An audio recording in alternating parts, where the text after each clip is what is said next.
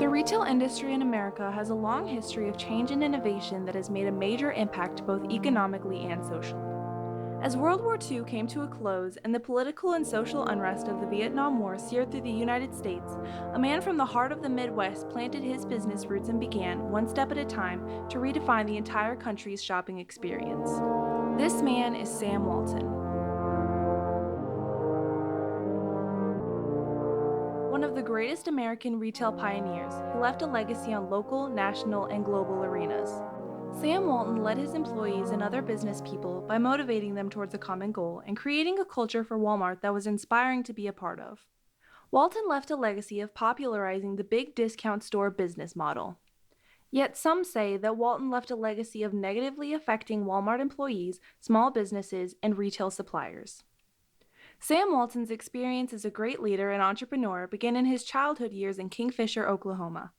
As a boy, he worked many paper routes, selling milk and delivering milk and selling eggs and working all through high school and all through college as a paper boy. And so I think that's where he really learned the value of earning money.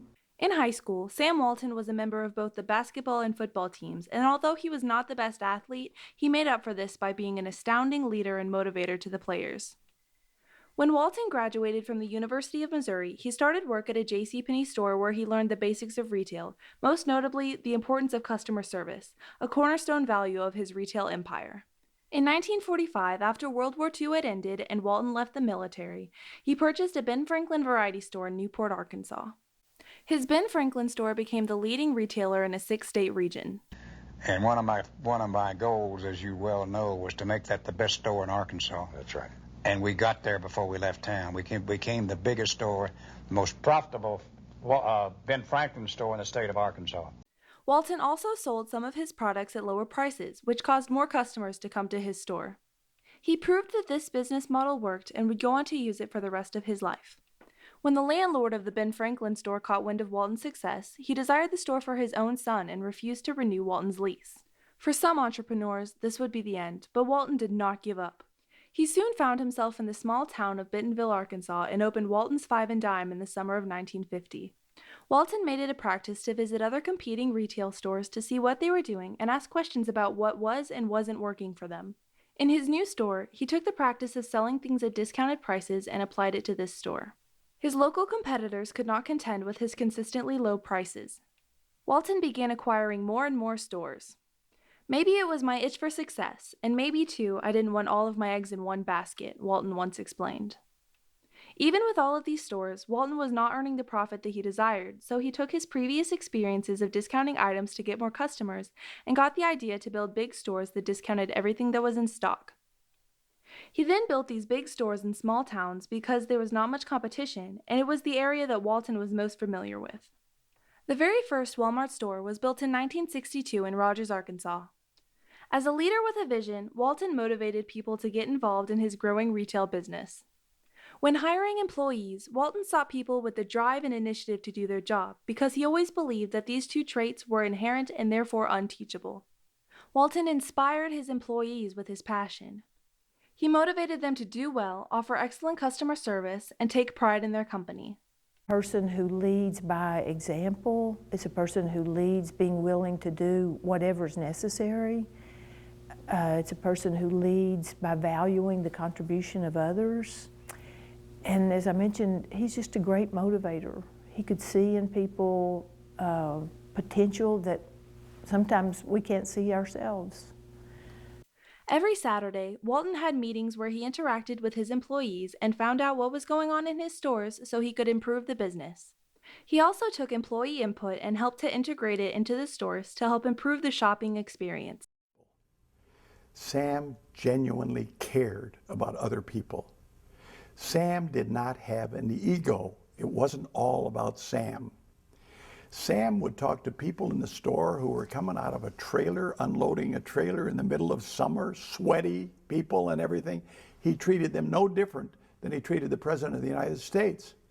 Because in Sam's mind, we're all equal. And the greatest thing is that we've got ideas from all 380,000 people in the company, and that's the best part.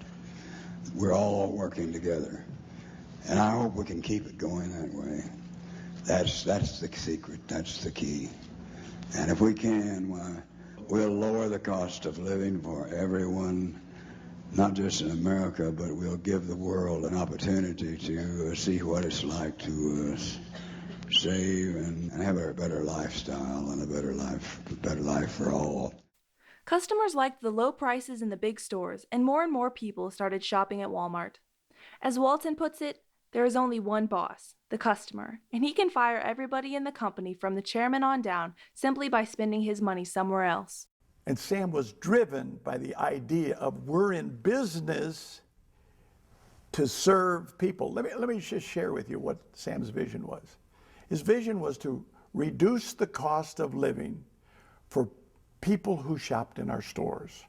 And it began in small rural communities, spread to mid-sized markets, spread to suburban areas, and ultimately to major metro areas. And he was absolutely driven by the fact that we're going to reduce the cost of living.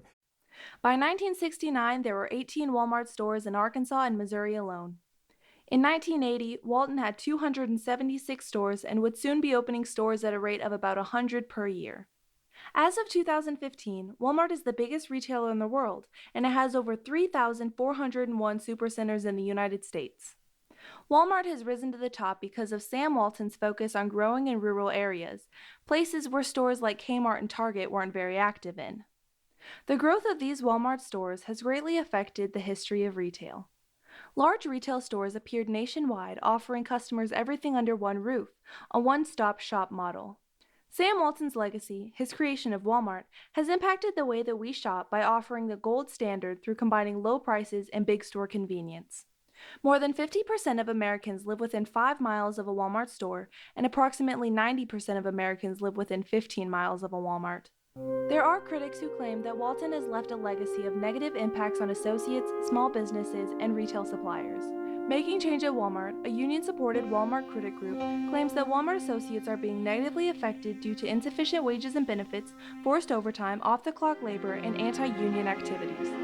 Making Change at Walmart also points to the fact that Walmart has had a negative effect on small businesses because local businesses find it hard to compete and therefore are dying off.